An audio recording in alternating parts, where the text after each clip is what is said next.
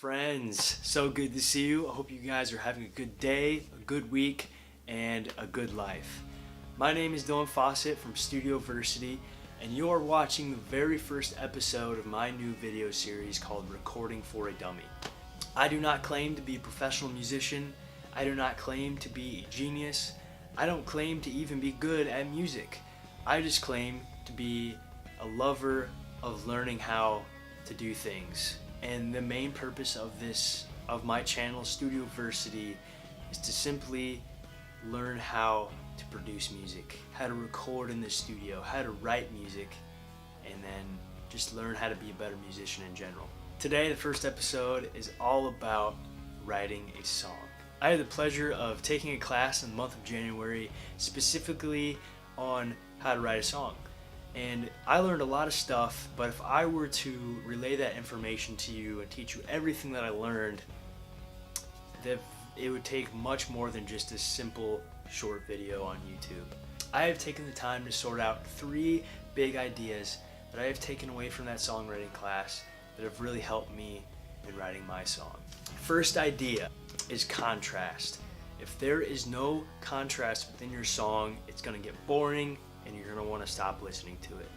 Second point is, when writing a song, find purpose. What is the purpose of your song? What's the message you're trying to get across? How is it going to relate to your audience? And third, be authentic. Be truthful as a musician and be truthful in writing your song to the best ability that you have. So the first point that I really like a lot that really helps me is just finding contrast.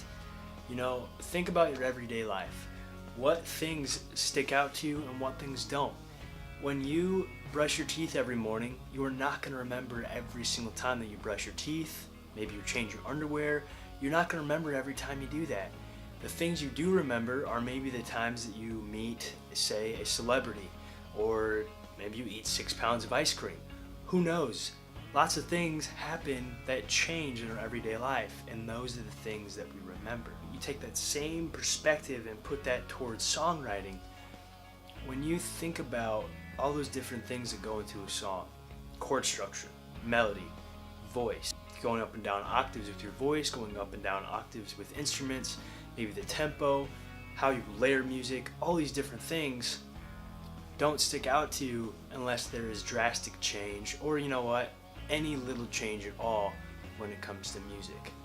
That's how you remember things. That's what makes a song good, is when there is change in that song. Author Adam Watts, who wrote this book, The Human of Being Art, he is also a music producer and very successful one at that. He points out in his book, at the very end of the book, he talks about 12 points of contrast within a song. And these are points that every song has, but how to apply the contrast in those points. So the first point is dynamic. Second point is mood. The third point is rhythm and phrasing, instrumentally speaking. The fourth point is rhythm and phrasing, vocally and melodically speaking. The fifth point is chord movement. Sixth point is melodic range of voice. Seventh point is tone and timbre of the voice. Point 8 is the vocal style. 9 is the instrumental style. 10 is the lyrics that you use in the song. 11 is arrangement or structure of a song. And 12 is repetition. So I won't go into depth in all of these different things, but just for example, with the mood that you're setting, what are you doing to create that mood? What are you doing to make the mood change throughout the song? Are you using minor chords to give a kind of sadder song, or are you using a lot of major chords to really up that mood? How are you applying your lyrics to the mood? Maybe you are singing of a happy thing, but in order to kind of mess with the listener, maybe you're using minor chords to give it a kind of a sad feel, but you're really singing of happy things, right? All of these things are to keep in mind when you're messing with the different things. Try changing the octave that you're singing in. Maybe in a verse, you're singing in a lower octave, and in a chorus, you sing higher. Maybe with chord progression, maybe you're doing one chord change per bar, you're changing every bar, or maybe you're changing chords twice a bar. Instead of doing an 8 count, you're doing a 4 count on an A chord, whatever it may be. Change things out throughout the verses, change things throughout, and but also talks about repetition in there too, about repeating a line. Maybe it's the hook of the song that really catches the audience attention, that they hear that one line and they just want to repeat it. So the song repeats it, right? And that's where the song, maybe that's where the song structure is. Maybe that's exactly where the song needs to be. So keep in mind putting contrast throughout your song. How are you going to catch the listener's ear? How are you going to catch them off guard? That's my favorite thing in writing my song, is that I was trying to figure out, how am I going to surprise the audience? So I put an A minor in there where you think an A is going to go, because I played an A for the first half of the song, and then one verse I threw an A minor in there, and it was awesome. What are you doing to catch your audience off guard? How are you going to make them remember? Remember, it's not about just the things, just the typical things that happen, like brushing your teeth or changing your underwear, that people remember. It's the things that catch you off guard, like meeting a celebrity or eating 6 pounds of ice cream. So don't be afraid to eat 6 pounds of ice cream when writing a song. Be sure to throw in some contrast. Second tool of writing a song: what is the purpose of your song?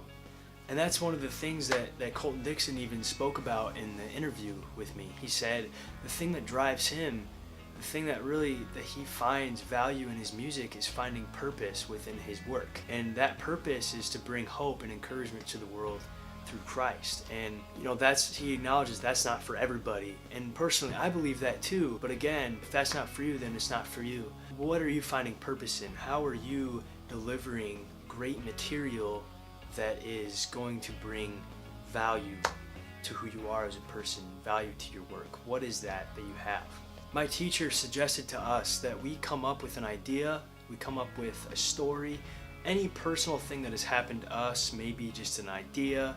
Say you want to talk about success, you want to talk about money, you want to talk about God, you want to talk about anything under the sun, right? What is the message that you were trying to get across to your audience?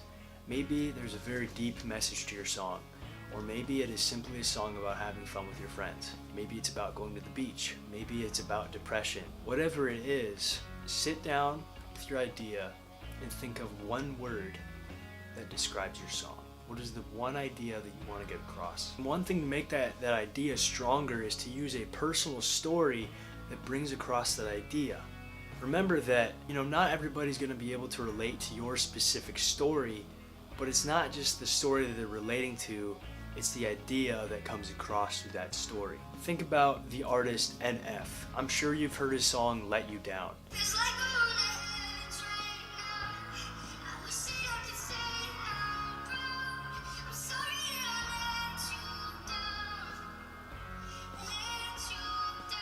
This song is all about him having problems with his parents. It's a very personal, specific story to something that happened in his life, but the mood that he uses and the way that he delivers it makes it relatable. The idea, the purpose of that song was to make his audience relate to him, which leads us directly into my third point. So that relatability that NF uses comes from his authenticity, being authentic, being your true self. In this book, Adam also talks about how so many times we try to replicate different successful people. We try to replicate different people by copying what they do. We try to be them, right? Because we see them being successful. In a way, we want to have that same success, so we think, well, what better way to be successful like them than to be exactly like them? Well, the one thing that Adam really just nails in this book is being authentic to who you are. If you want to be the next Bach, Mozart, Shakespeare, Whitney Houston, John Lennon, Jimi Hendrix, Bob Dylan, Steve Jobs, Prince, Jerry Seinfeld, Sting, Bono, Beyonce, Jay-Z, Meryl Streep, Al Pacino, C.S. Lewis, the list goes on and on and on. If you want to be these people, then simply stop, because you will never be them. The best person that you will ever be is you. As an example, NF, he has great music. He has a great following right now because he was authentic to who he was. He used a very personal song or very personal story in each of his songs to be him. People don't like copycats. People don't want to see the next Michael Jackson or Michael Jackson 2. They want to see what you have to offer.